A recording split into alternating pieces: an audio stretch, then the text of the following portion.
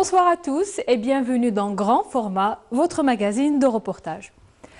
Ce soir, on vous emmène à Ain Dfla et à Biskra découvrir le concept d'aquaculture intégrée à l'agriculture. Nous parlerons ensuite de labellisation de l'huile d'olive bio et de la culture des olives qui se déplacent vers le sud du pays. Et on commence par cette problématique écologique qui concerne le recyclage des déchets issus du cuir. En effet, les peaux animales sont tannées au chrome, un produit chimique très toxique pour l'homme et pour la nature. C'est pour cela que les déchets ne peuvent pas suivre le circuit classique de recyclage. Heureusement que l'entreprise ACED a trouvé une solution, transformer ces déchets en fertilisants. Les explications dans ce reportage de Nawal Abada. Voici de belles pièces de cuir qui feront le bonheur des industriels de la filière. Pur produit national, de tout temps prisé à l'étranger, fabriqué par l'ACED, l'Algérienne des cuirs et dérivés, avec ses 3 tanneries et 2 mégesseries. Mais avant d'arriver à ce résultat, la transformation des peaux passe par plusieurs étapes. Un process, comme tout process industriel, qui n'échappe pas à la production d'une grande quantité de déchets hautement toxiques, aussi bien pour l'environnement que pour la santé humaine. Nous engendrons chaque année pratiquement 7500 tonnes de déchets, de cuir tanné au chrome. C'est un déchet qui est réglementé, qu'on ne peut pas le jeter dans les centres d'enfouissement où le brûler, l'incinération est interdite. Donc depuis les années 90, nous sommes en train de stocker ces déchets au niveau même de nos unités de production. Et chaque année, nous payons des taxes à l'environnement, qui est une lourde charge pour notre entreprise, de l'ordre de 10 millions de dinars par entreprise. Transformer ce déchet coûteux en richesse, c'est le projet lancé par l'ACED. Une solution innovante qui verra ces amas de chutes traités au chrome 3 devenir des tonnes de fertilisants bio. Nous avons fait une longue prospection au niveau international de comment à l'étranger traite ces déchets et nous avons trouvé un procédé de fabrication qui nous permet de découler les stocks que nous avons engendrés depuis 1990. C'est un projet qui transforme les déchets de cuir tannés au chrome en fertilisants agricoles bio. C'est de l'azote organique, niveau d'azote 11%. Et nous allons concrétiser ce projet en 2019. Une solution pour l'environnement, mais aussi pour la trésorerie de l'entreprise. Pour les premières années, nous pouvons exporter. Nous avons des gens qui sont intéressés à prendre l'ensemble de notre production à l'exportation. Et ça va ramener à l'ACED environ dans les 700 000 € par an. Un projet censé optimiser la collecte et le transport des déchets, aussi bien des tanneries publiques que privées. Une charge toxique promise à devenir un gisement dans une logique d'entrepreneuriat circulaire. Voici à présent une autre méthode pour fertiliser les terres agricoles. Direction Ain Dfla, où des agriculteurs se sont lancés dans la pisciculture intégrée à l'agriculture. Le concept est simple, des bassins d'élevage de poissons sont construits au sein même de l'exploitation. Ainsi, leurs eaux riches en fertilisants naturels sont utilisées pour l'irrigation. Le reportage de Naïma Loualish. De plus en plus d'agriculteurs possèdent à Ain Dfla 1 ou 2 bassins comme ça. On y élève du poisson tilapia, gris et rouge, moins pour sa chair que pour l'eau du bassin fertilisé avec ses produits organiques qu'il secrète et qui est systématiquement recyclé pour arroser les plantations alentours. Le procédé s'appelle aquaculture intégrée à l'agriculture et il est en phase de se démocratiser. J'ai commencé avec un seul bassin en 2010. De 2010 à 2015, c'était juste pour une expérience. Le poisson, on peut très bien le consommer et son eau est très bénéfique pour l'agriculture. Comme j'ai vu que c'était très utile, j'ai rajouté un 2e puis un 3e bassin récemment. Très encouragée par les pouvoirs publics qui fournissent les fellahs en alevin, l'aquaculture intégrée se veut être une norme à Ain Defla où des objectifs sont fixés. Actuellement, on compte environ 70 bassins d'irrigation ensemencés par la tilapia. C'est une espèce robuste, c'est ce qu'on appelle une aquaculture, c'est le poulet d'aquaculture. Concernant les objectifs tracés durant l'année 2018 et l'année 2019, c'est arrivé à ensemencer environ 500 bassins d'irrigation des fellahs par des variétés de poissons d'eau douce. Le moins que l'on puisse dire, c'est que l'aquaculture intégrée permet d'avoir un produit sous-niveau de haute qualité en économisant jusqu'à 40% sur le prix des engrais chimiques suppléés par l'eau fertilisée du bassin. Une aubaine et pour l'agriculteur et pour le consommateur qui gagne sur tous les plans. Ce concept de pisciculture intégrée à l'aquaculture a fait des émules dans plusieurs régions du pays. Voici à présent un exemple dans la wilaya de Biskra, où les services des ressources halieutiques offrent des alevins aux agriculteurs qui souhaitent tenter l'expérience. À l'image de la ferme aquacole Dzira qu'a visité Saïda Mayouf. Pisciculture intégrée à l'agriculture dans les zones sahariennes, une réalité palpable qui tend aujourd'hui à s'intensifier davantage. La ferme aquaponique Dzira à Ourellel, à une quarantaine de kilomètres de Biskra, réalisée en 2016, est un bel exemple en la matière où les bassins d'eau empoisonnés ont donné d'excellents résultats en matière d'irrigation. D'autant que les déchets de poissons constituent une parfaite matière fertilisante. Système hydroponique ou le système aquaculture. Comme vous pouvez le constater, l'eau ensemencée des bassins irrigue ces cultures. Les racines des plantes sont plongées directement dans l'eau.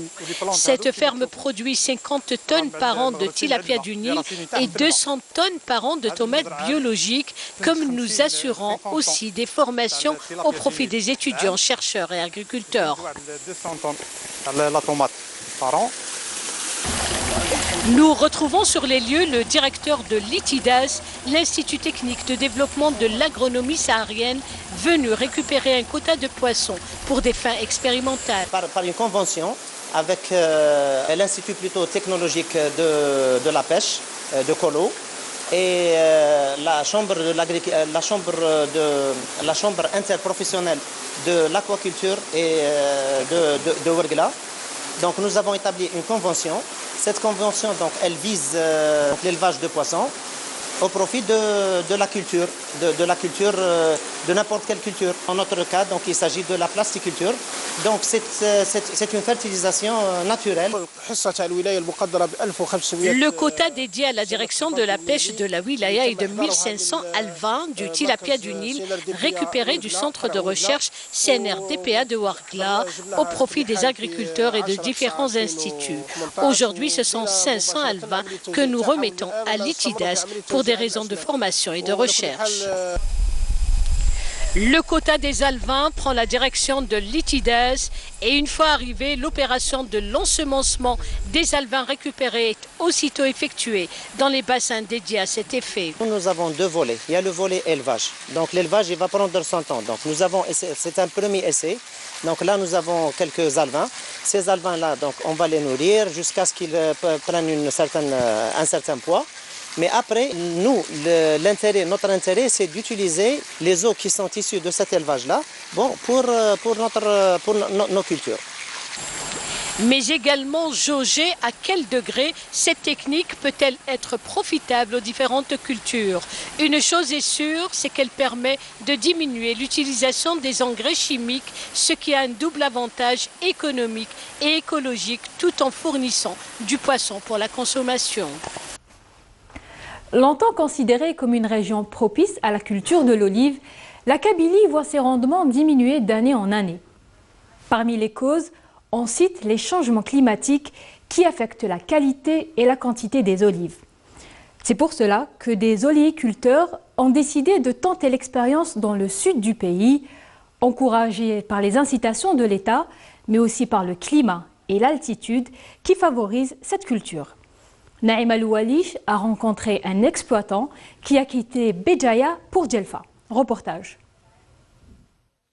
Tandis que dans les régions montagneuses de la Kabylie, l'olive se fait de plus en plus rare, certains oléiculteurs se sont installés avec armes et bagages dans le sud du pays, région où la culture de l'olivier est depuis quelques années et à la faveur des encouragements gouvernementaux proéminente. L'exemple type de ce déménagement culturel et économique est celui de Allouch, un oléiculteur filial qui a quitté sa Béjaïa natale pour s'installer à Benhar, près de Djelfa, avec son lourd baluchon de huilerie Al Baraka. Bon, mon investissement que j'ai hérité de mes parents, alors du matériel au grand complet, du début jusqu'à la fin. Alors j'ai pensé que je vais y aller à Ain Oussarawil de Djelfa. J'ai entendu il n'y a pas beaucoup d'huileries et il y a beaucoup d'olives. Alors j'ai ramené mon matériel. Il y en a des olives en Kabylie, mais il y a le climat chez nous, il est perturbé par les deux barrages. Donc depuis les années 2010, bon, je raconte notre région. Depuis 2010, il n'y a pas une bonne récolte. Montée de concert avec son associé Abdi, la huilerie a une capacité de 64 quintes au jour, mais pour l'instant, elle ne tourne pas en plein régime puisque la campagne oléicole a à peine débuté. La récolte a beaucoup diminué et il y a trop de concurrence. Donc je préfère de ramener mon matériel et je suis installé ici à Ain Oussara. Ain Oussara, d'abord il situe un endroit merveilleux, surtout pour les oliviers. Vraiment c'est un endroit merveilleux, ce qui paraît à 1 mètre d'altitude, à 650 mètres d'altitude. Donc l'olivier, c'est l'altitude, la meilleure altitude, entre 600 et 700. Je suis très content de déménager ici à Ain Oussara. Je travaille très bien, alhamdoulilah. On a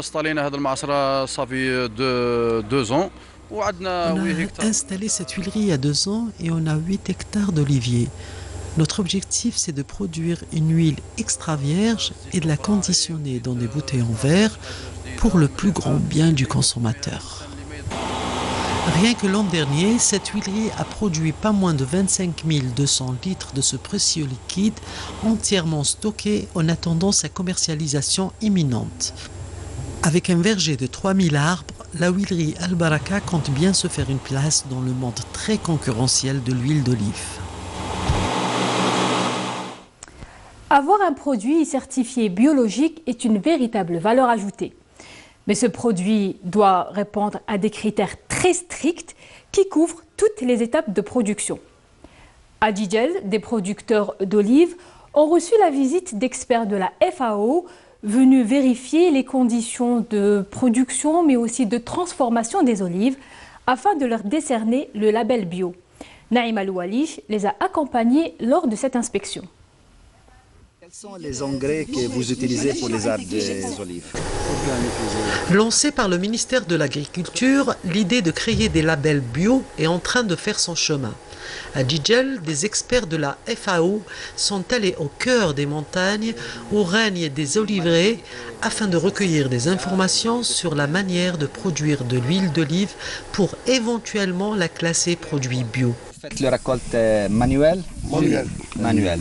Et pour transporter les olives au pressoir, qu'est-ce que vous utilisez? Des sacs, des box, des sacs en plastique. Sacs plastiques. Plastique. Et combien de temps passe entre la récolte et le 48 heures. 48 heures. 48 heures, c'est très bien. Cette visite bienvenue. Elle nous encourage de faire des efforts et d'écouter des conseils.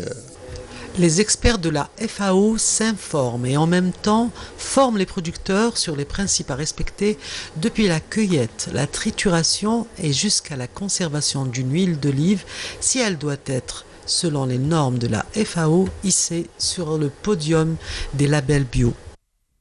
Ici, on produit un huile naturel, un huile spécial qu'on peut le vendre dans tout le monde, mais l'important de savoir l'histoire de cette huile. Il faut ajouter que c'est un système d'agriculture très coûteux, parce que ce n'est pas facile de produire un huile dans cette condition. Il est coûteux. Mon but est d'évaluer dans quelle région on peut produire l'huile biologique et après de faire des formations sur comment produire un huile biologique de bonne qualité. Le label bio, il va apporter à la population, donc il va valoriser la production d'huile d'olive au niveau de zones montagneuses. Pourquoi les zones montagneuses? Les zones montagneuses parce qu'il se trouve que les coûts de production, c'est les plus élevés. Donc par rapport à la cueillette, par rapport au terrain, Donc le label bio va permettre de valoriser ces produits, l'huile d'olive, donc, et lui donner une plus-value au produit. Il faut donc conclure que même si le grain est naturel, l'huile qui en découle n'est pas forcément bio. Et pour produire bio, il faut respecter à la lettre un cheminement environnemental élaboré par la FAO. Et on termine notre magazine par le portrait d'un artiste qui transforme les pierres en œuvres d'art. Sa matière de prédilection, ce sont les galets qu'il ramasse depuis son enfance sur les plages de Béjaïa. Fria El-Hamdi l'a rencontrée et elle nous fait découvrir son travail.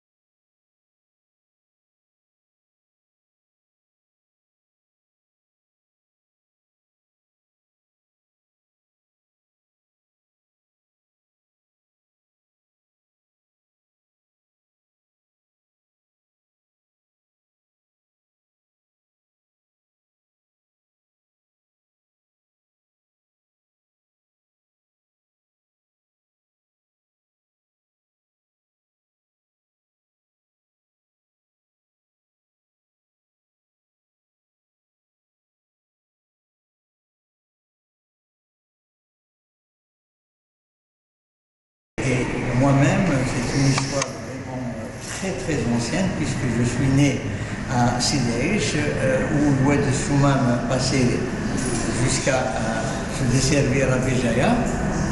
Et comme pour aller à l'école, je traversais sur ces galets-là. Au retour, c'était la même chose. Et un peu plus tard, lorsque j'avais peut-être 7 ou 8 ans, je fais ma première excursion. Et là, j'ai atterri à Sokhosni. Là, c'était la mer, la Grande Bleue, beaucoup de galets, beaucoup de choses. Mais alors, ça m'émerveillait puisque ce n'était pas du tout les mêmes couleurs, ce n'était pas du tout les mêmes formes, ce n'était pas du tout la même eau. Mais j'étais là, émerveillé. Et puis un peu plus tard, lorsque j'ai grandi aussi, je me suis retrouvé pour mes études supérieures à Boumerdès. Et Boumerdès, j'avais ma classe et le côté où j'étais assis donnait directement avec la mer, le sable, encore des galets, encore la mer. Et même lorsque j'ai commencé à travailler, je me suis retrouvé aussi avec un autre contact, c'était Tipaza.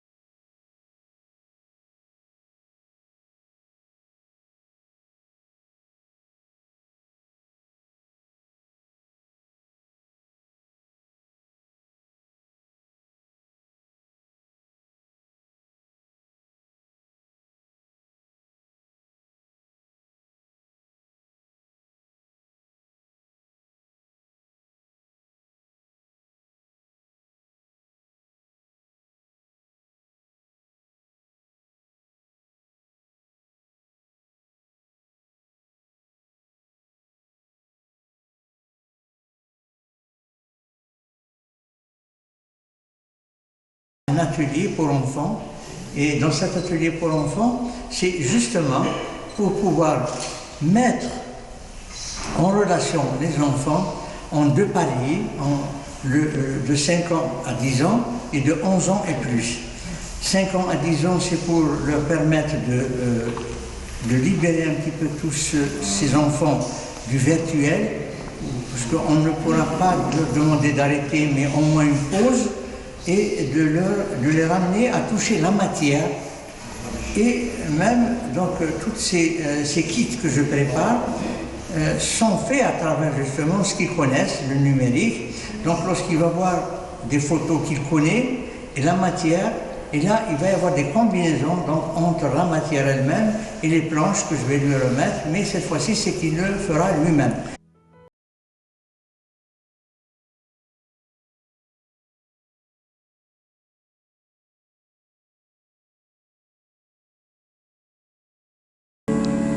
Des objets travaillés avec finesse et doigté. Ce sont des pièces uniques. Le galet, le caillou, un objet offert par la nature qui ne laisse aucun enfant indifférent. J'ai séparé deux recherches, l'une qui allait dans les us et coutumes et l'autre qui allait dans le sens des sites et monuments. Dans les us et coutumes, c'était pour moi de faire une passerelle entre un passé récent et nous-mêmes, et même mes enfants, comment leur expliquer comment j'ai grandi, comment nos grands-parents ont grandi. J'ai fait vraiment pas mal de recherches pour retrouver toutes ces anciennes photos qui me donnent des scènes de vie très chaudes, authentiques, vraies, simples, et grâce au numérique, à la photo, au Photoshop, je leur donne une autre façon, une autre expression en ajoutant des éléments tels que le galet, tels que le bois, tels que certaines petites choses comme ça, des brindilles et tout. Les formes d'art proposées sont douces. Les objets décoratifs trouvent les conformations de galets aux apparences épurées. Le travail de l'artiste est une réussite absolue. Si vous êtes tenté de ramasser des galets sur la plage pour avoir un souvenir de vacances, rappelez-vous que les galets protègent les plages contre l'érosion et que dans certains pays, il est strictement interdit de les ramasser sous peine d'amende. C'est sur ce conseil que se termine notre magazine. Merci de l'avoir suivi et à très bientôt.